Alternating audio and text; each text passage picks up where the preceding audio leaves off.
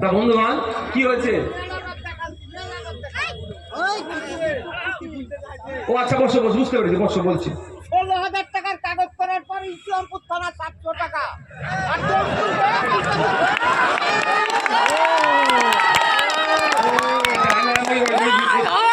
টুকটুকির বিষয়টা আমি বলছি, বসো বলো।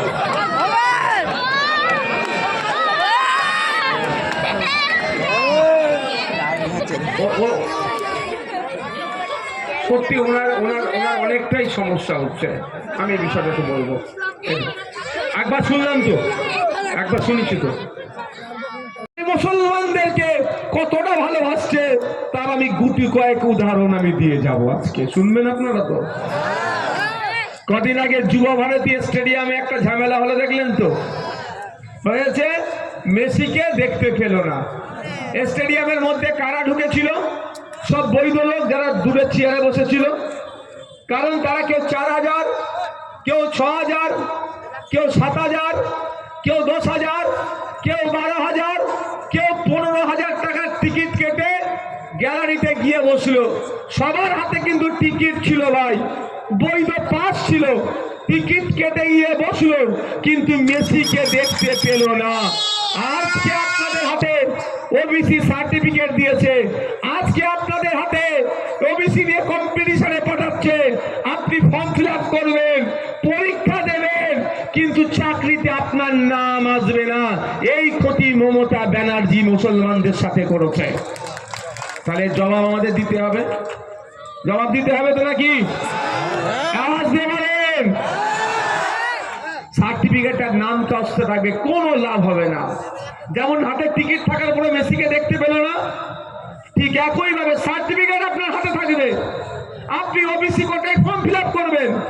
শিক্ষায় যে সংরক্ষণ আছে, হায়ার এডুকেশনের যে সংরক্ষণ আছে, আপনি অ্যাপ্লাই করবেন, ফিস কাটবেন, সব করবেন।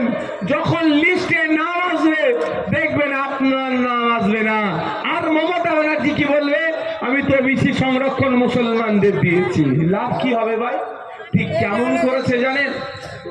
মাদ্রাসাগুলোতে গিয়ে একটু খোঁজ নিয়ে দেখুন, সব চুনের কিস নীল সাদা রং করে দিয়েছে।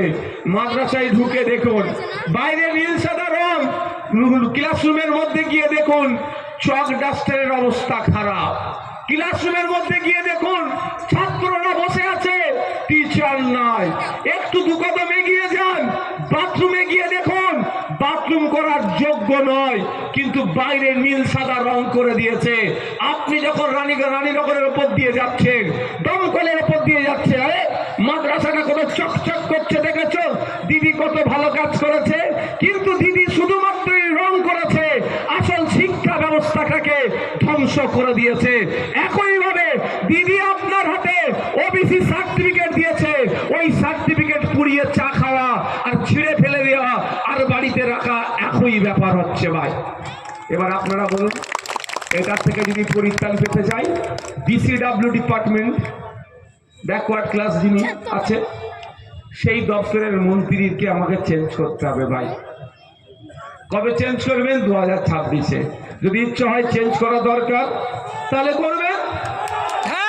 মুর্শিদাবাদের মানুষের আপনাদের জানিয়ে রাখতে চাই, আপনাদের বলতে চাই যে প্রথম পয়েন্ট না, সেখানে ওয়াকফ সংশোধনী আইন 2025 বাতিল করতে হবে। এই লড়াই কিন্তু আমাদের থামলে হবে না, এটুকু মাথায় রাখুন। আপনার এলাকার যে এমএলএ আছেন, আপনার এলাকার যিনি এমপি আছেন, এমপির নাম কি না একবার জিজ্ঞাসা করে নেবেন, যিনি এমপি আছেন, হ্যাঁ আমাদের মসজিদটা এখনো সুরক্ষিত আছে, মাদ্রাসাটা এখনো সুরক্ষিত আছে, ঈদগাহটা এখনো সুরক্ষিত আছে, এটা কার অবদান? একবার আবু তাহের খান সাহেবকে জিজ্ঞাসা করে নেবেন, উনি উত্তর হয়তো সঠিক দেবে না। তাও বলে যাচ্ছি, এই মাদ্রাসা, মসজিদ, ঈদগাহ, কবরস্থান, ওয়াকফ সম্পত্তি এখনো যে আপনাদের হাতে আছে, এই নওশাদ সিদ্দিকীদের মতো কোটি কয়েক মানুষের করা মামলাতে। আর মমতা ব্যানার্জি, কোন অভিষেক ব্যানার্জি, কোন আবু তাহের খান সাহেব কিন্তু মামলা করেনি। তাই আগামী দিন আসছে, মাদ্রাসা মসজিদকে বাঁচাতে গেলে কোন মমতা ব্যানার্জি, অভিষেক ব্যানার্জির হাতকে শক্ত করা প্রয়োজন নাই। আপনারা নিজেদের হাতকে হাতে হাত মিলিয়ে আগে হাত শক্ত হয়ে দাঁড়ান। কিন্তু আমরা কি দেখলাম? আমরা ভেবেছিলাম, আমি আমার কথা বলছি, মমতা ব্যানার্জি ওয়াকাফের বিরুদ্ধে পশ্চিম বাংলায় বড় জনমত তৈরি করবেন। অ্যাজ চিফ মিনিস্টার তিনি মুখ্যমন্ত্রী হিসাবে রাজ্যের সবাইকে কল দেবেন, সবাইকে ডাক দেবেন যে পশ্চিম বাংলার মাটিতে এই ওয়াকাফ আইন আমি মানব না, আসো আমার ডাকে সাড়া দাও। সত্যি বলছি, আমি মনে মনে প্রস্তুতি নিয়েছিলাম, মুখ্যমন্ত্রী হিসাবে যদি ওয়াকাফকে বাঁচানোর জন্য মমতা ব্যানার্জি ডাক দেয়, কে যাক আর নাই যাক, ওইটাকে নওশাদ সিদ্দিকীও সাড়া দিত ওয়াকাফকে বাঁচানো। কিন্তু তার পরিবর্তে আমরা কি দেখলাম? ওয়াকাফ নিয়ে যখন কেউ আন্দোলন করতে গেল, মিথ্যে ভাবে অন্যায় ভাবে তাদেরকে ধরে জেলের মধ্যে দিয়ে দিল, আর আমার নামের 5টা মামলা দিয়ে দিল। তাই মমতা ব্যানার্জি বিজেপির সুবিধা করার জন্য, বিজেপির জায়গা করে দেওয়ার জন্য ওয়াকাফ মসজিদ মাদ্রাসা জায়গা কেড়ে নিচ্ছে যে বিজেপি, তার বিরুদ্ধে কথা বলল না, বরঞ্চ আইনের বিরুদ্ধে যারা কথা বলল তাদেরকে জেলে ঢুকিয়ে দিল। তাই বন্ধুগণ, আমাদের ভুলে গেলে চলবে না এই মমতা ব্যানার্জিকে। যখন আপনারা আন্দোলন করার কথা বলেছেন, মালদার মানুষ, মুর্শিদাবাদের মানুষ, দিনাজপুরের মানুষ, রাজ্যের মানুষ যখন ওয়াকাফ দায়রা এখানে আছে, এসআইআরটা কোথাকার বিষয়, এসআইআর এর নির্দেশনা ইলেকশন কমিশন অফ ইন্ডিয়া থেকে দিয়েছে, সেটা দিল্লিতে তার হেড অফিস, তাহলে নির্লজ্জ তৃণমূল কংগ্রেস কলকাতায় কেন প্রতিবাদ সভা করলো? এই নির্লজ্জগুলোকে দিল্লিতে যাওয়ার দরকার ছিল।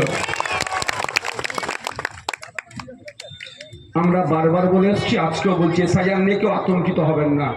আপনার নাম যদি কেউ কেটে দেয়, ভয় পাবেন না। আপনারা কি করবেন? আমাদের নেতৃত্ব আছে তো। প্রথম কথা, কারো নাম কাটা যাবে না, কারো নাম কাটা যাবে না। যদি কাটে, হাতে একটা করে সার্টিফিকেট আছে তো, 2টো ফর্ম দিয়েছিল তো, 2টো ফর্ম দিয়েছিল, একটা বাড়িতে আছে তো, ওটা যত্ন করে রাখুন। এবার দেখুন, যদি আপনার নাম কাটার চেষ্টা করে, মাস্টার সাহেব যদি আপনার সঠিক উত্তরপত্রকে নিয়ে শূন্য দেয়, মাস্টার সাহেবের বিরুদ্ধে মাঠে ময়দানে লড়াই করবো গণতান্ত্রিক প্রক্রিয়ায়, আর মাস্টার সাহেবের বিরুদ্ধে দিল্লিগামী আমি ফ্লাইট ধরবো, সুপ্রিম কোর্টে আপনাদের জন্য মামলা করব। আপনারা নিশ্চিন্ত থাকুন।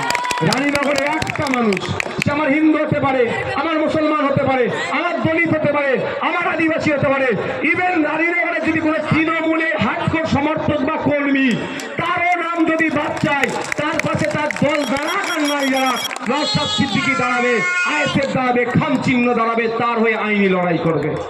আপনারা ভয় পাবেন না। আপনাদের কাজ কি হবে? কি করা? আমাদের নেতৃত্বদের কাছে আপনার বিষয়টাকে পৌঁছে দেওয়া, ওরা আমাদের কাছে পৌঁছাবে। আপনাদের আমার বড় ভাইজান পিরজাদা আব্বাস সিদ্দিকী অলরেডি বলে দিয়েছে কি, একজন যদি নাম বাদ যায়, তার হয়ে সুপ্রিম কোর্টে মামলা করার কথা বলেছে। আপনারা ভয় পাবেন না, ভয় দেখানো আতঙ্কের পরিবেশ করতে যাওয়া যাবে না। তা বন্ধুগণ, কি হয়েছে? ও আচ্ছা, বসো, বুঝতে পেরেছি, বসো, বলছি। 16,000 টাকার কাগজ করার পর ইসলামপুর থানা 700 টাকা। আর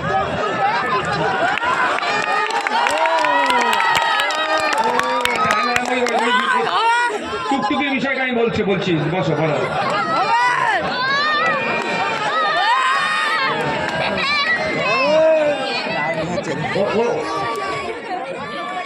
সত্যি ওনার অনেকটাই সমস্যা হচ্ছে। আমি এই বিষয়টা তো বলবো। একবার শুনলাম তো, একবার শুনেছি তো যেটা বলছিলাম। তাহলে আমরা যখন ওয়াকাফ নিয়ে আন্দোলন করতে নেমেছিলাম, মমতা ব্যানার্জি তখন বলেছিল দিল্লির বিষয় দিল্লিতে গিয়ে বোঝো। সামনে 2026 বিধানসভা নির্বাচন আসছে, যখন ভোট চাইতে আসবে, আমরা আমার বাড়ির সামনে কাগজে লিখে মেরে দেব যে ওয়াকাফ মাদ্রাসা মসজিদ ঈদগাহ বাঁচানোর জন্য আপনারা আমাকে দিল্লি যাওয়ার কথা বলেছেন, ভোটটাও আপনারা দিল্লিতে গিয়ে নেবেন। যাবে তো? আর একটা ওয়াদা আমার সাথে করতে হবে। আগে শুনে নিন ওয়াদা। আমি এটা করাবো না যে আমাদের পার্টিকে আপনি ভোট দিন, এ কথা আমি ওয়াদা করাবো না। কিন্তু একটা ওয়াদা করব, আজকে একসাথে, যে আমার মাদ্রাসা মসজিদ ঈদগাহকে বিজেপি কেড়ে নিতে চাইছে, আর এই বিজেপিকে মমতা ব্যানার্জি কাড়ার সুযোগ দিচ্ছে, তাহলে আমরা আগামী নির্বাচনে বিজেপিকে তো ভোট দেওয়ার প্রশ্নই আসে না আমাদের, তৃণমূলকে আমরা ভোট দেবো না। এই ওয়াদা করবেন আমার সাথে? যারা রাখুন, হাত তুলে রাখুন, নামাবেন না। আগামী নির্বাচনে, একসাথে বলুন, আগামী নির্বাচনে মাদ্রাসা মসজিদ ঈদগাহকে বাঁচানোর জন্য তৃণমূল আমাদের সাথ দেয়নি। আমরা এই নির্বাচনে তৃণমূলের বিরুদ্ধে ভোটটা করব। এটা করলাম তো নাকি? আমি কিন্তু আইএসএফ এর জন্য ভোট চাইনি ভাই, আইএসএফ এর জন্য ভোট চাইনি। ওটা করে আমি ভোট দেওয়া, আইএসএফ কে ভোট দাও, যাকে ইচ্ছা ভোট দেবেন, তৃণমূল আর বিজেপি কে দেবেন না। ঠিক আছে, এই দুটো জায়গায় ভোটটা দেবেন না। এই যে বাবু একটা বলছিল টোটোর কথা, এই যে একটা টোটোর কথা, এই ভাই বাবুর উপরে তাহলে পরিবহন মন্ত্রী, সেই ঘুরে তো আসলে দোস্ত বাদ তোমারই, তুমি ভোট দিয়ে পরিবহন মন্ত্রী তৈরি করলে, পরিবহন মন্ত্রী তোমাকে গিফট দিচ্ছে, 16,000 টাকা নিচ্ছে। বুঝতে পারছো? এটা বোঝার চেষ্টা করো, এটা পরিবহন মন্ত্রী দপ্তর বিষয়। তারপরেও বলছি, অলরেডি আমি মিনিস্টারের সাথে যোগাযোগ করেছি, তাকে কনভিন্স করাচ্ছি যে এইভাবে টাকা দেওয়া সম্ভব নয়। এরা হয়তো একজন টোটোটা কিনে অন্যজন 400 টাকা রোজে নিয়ে আসে, তার রোজটাও 400 টাকা হয়তো উঠে না, এটার জন্যই তো পলিসি তৈরি করা দরকার। সেই পলিসিটা ভুল তৈরি হয়েছে। 16,000 টাকা আপনার গেছে, 16,000 টাকা ইনকাম করতে গেলে আপনার জিপটা বেরিয়ে যাবে। 2 মাস কম করে টাইম লাগবে 16,000 টাকা ইনকাম করতে গেলে। আবার যে 1 ডে টোটো হয়, ও তো গেলই, কারণ আপনি ভাড়া নিয়ে এসছেন। এরকম তো হয়, এ টোটো কিনেছে, অন্যজন নিয়ে ভাড়া খাটায়, তাহলে অন্য যদি টোটো হয় তো গেল, মানে 3-4 মাস চলে যাবে। এটা কমানোর জন্য আমি বলেছি, তারা চেষ্টা করবো। আমাকে তো হাতও দিই, নেতাদের একটা ভালো জিনিস কি বলুন, সব হয়ে যাবে দেখছি।